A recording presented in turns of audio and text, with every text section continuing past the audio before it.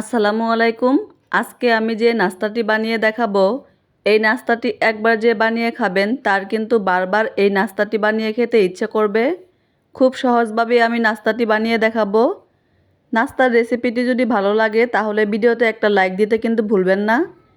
বাসায় মেহমান আসলে কিংবা সন্ধ্যার নাস্তায় কিন্তু আপনারা এটা রাখতে পারেন, খেতে কিন্তু ভীষণ মজার হয়।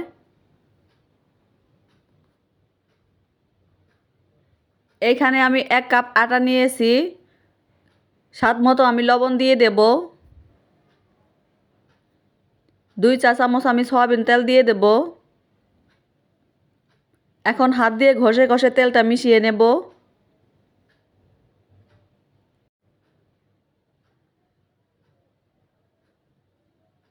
কুসুম গরম পানি অল্প অল্প দিয়ে একটা সফট করে ডো তৈরি করে নেব।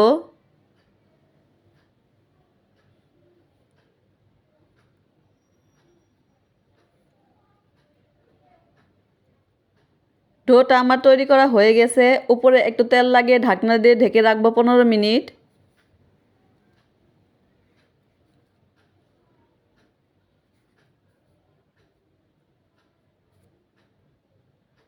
দুইটা মাঝারি সাইজের আলু সেদ্ধ করে ম্যাশ করে নিয়েছি।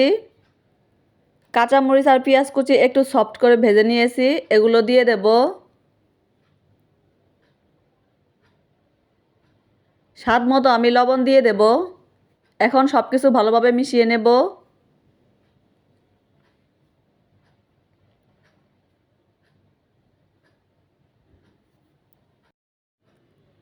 মেশানো হয়ে গেলে আমি এক সাইডে রেখে দেব।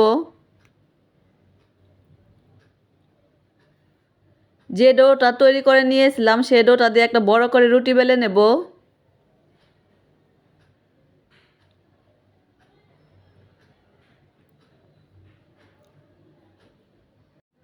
বড় করে একটা রুটি বেলে নিয়েছি। একটা ছুরি নিয়েছি, ছুরি দিয়ে আমি রুটির চারপাশে 4 কোনা করে কেটে নেব।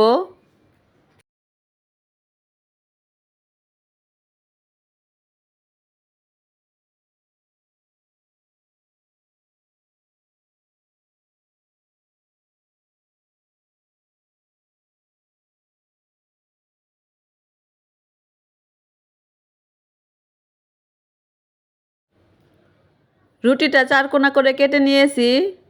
রুটির উপর আলু মাখাটা দিয়ে দেব।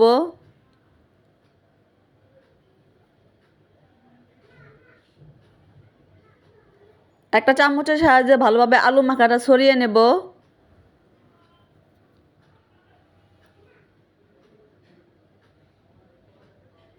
এরপর 2 চা চামচ আমি টমেটো সস দিয়ে দেব। আলুর ওপর ভালোভাবে লাগিয়ে নেব। সসটা দিলে কিন্তু নাস্তার টেস্টটা ভালো আসে।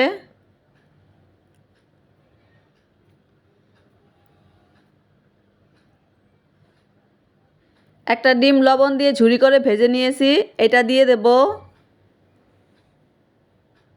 চেপে চেপে লাগিয়ে নেব। এরপর দেব চিজ।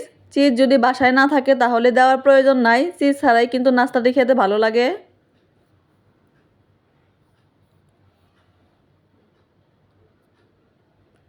এখন রুটির চারপাশে একটু পানি লাগিয়ে নেব।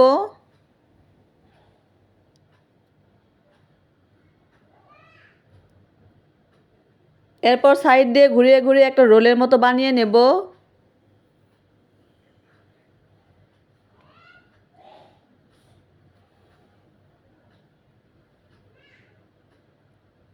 রোলের মতো বানিয়ে নিয়েছি। একটা ছুরি নিয়েছি, ছুরি দিয়ে আমি নাস্তাগুলো এইভাবে কেটে নেব।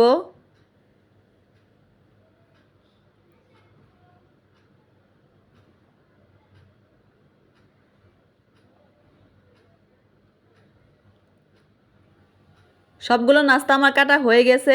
একটা নাস্তা হাতের উপর নিয়ে এইভাবে চেপে চেপে একটা ডিজাইন করে নেব। এইভাবে আমি সবগুলো করে নেব। সবগুলো নাস্তা আমি রেডি করে নিয়েছি। হাফ কাপ আটা নিয়েছি, আটার ভিতর 2 চা চামচ সাদা তিল দিয়ে দেব। ধনিয়া পাতা কুচি দিয়ে দেব। স্বাদ মতো লবণ দেব। নর্মাল পানি দিয়ে এখন ঘন করে একটা ব্যাটার তৈরি করে নেব।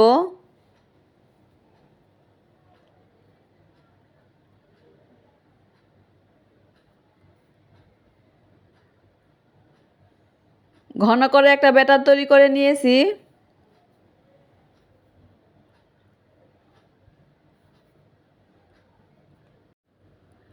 প্যানে সাদা তেল হালকা গরম করে নিয়েছি। ব্যাটারের ভিতরে একটা নাস্তা দিয়ে দেব। ভালোভাবে ব্যাটারটা লাগিয়ে নিয়ে আমি তেলে দিয়ে দেব।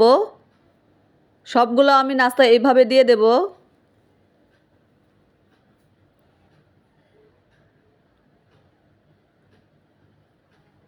সবগুলো নাস্তা আমি দিয়ে দিয়েছি, এগুলো একটু ক্রিস্পি করে ভেজে নেব। সবগুলো নাস্তা সুন্দর একটা কালার চলে আসছে, এখন নামিয়ে নেব।